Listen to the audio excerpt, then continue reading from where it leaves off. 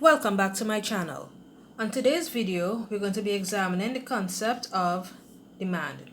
So what is demand? Demand is the willingness and ability to purchase a particular good at a particular price at a particular point in time, ceteris paribus.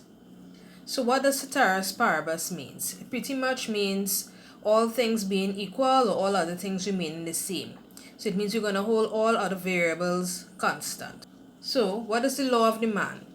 The law of demand tells us that when price falls, quantity demanded increases, ceteris paribus. Thus, we have an inverse or negative relationship between price and quantity demanded. Meaning, again, when price goes up, quantity demanded falls, and when price falls, quantity demanded increases.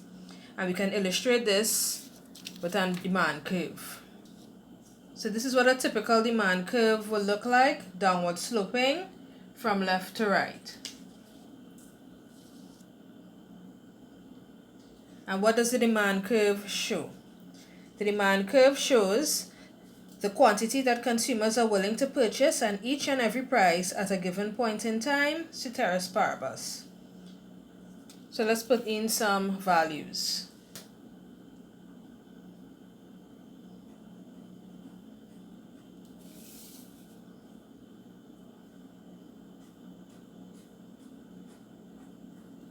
Notice my vertical axis is labeled price, P, and my horizontal axis is labeled quantity.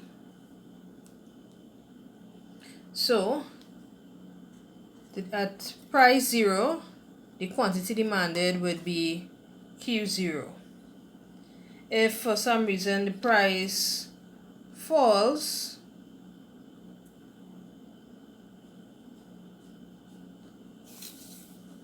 we'd have a new quantity being demanded. So if price falls to P1, notice that the quantity demanded would increase to Q1. If the price increases,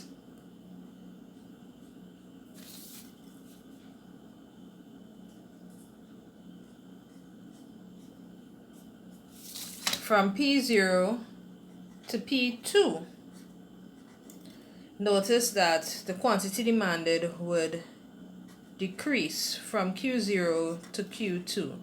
So notice there's a negative relationship.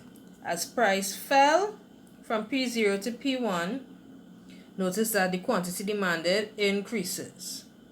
And when price increased from P0 to P2, notice that the quantity demanded fell from Q0 to Q2. So this is the negative slope of the demand curve.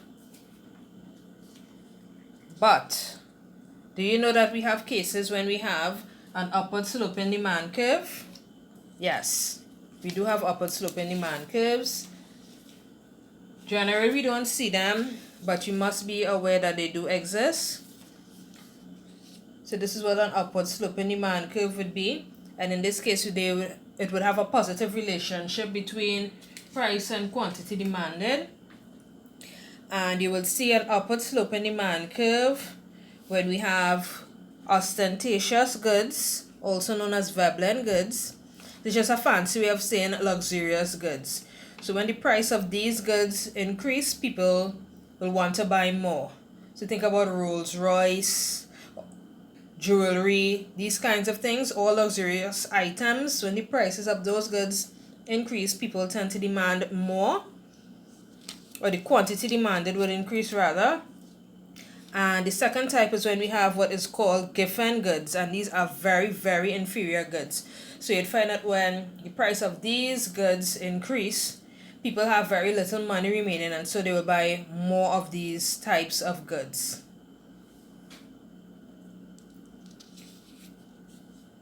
Generally, however, if you're asked in your exam to draw a demand curve, this is the type of demand curve you're expected to draw, the downward sloping demand curve, unless otherwise instructed to draw the case of the upward sloping demand curve. But for all intents and purposes, when you're asked about the demand curve and to draw the demand curve, you'd be expected to draw the downward sloping demand curve. I am Ms. Lushu and I make economics videos. If you'd like to see more videos like this one, please like, share and subscribe. And don't forget to hit the notification bell.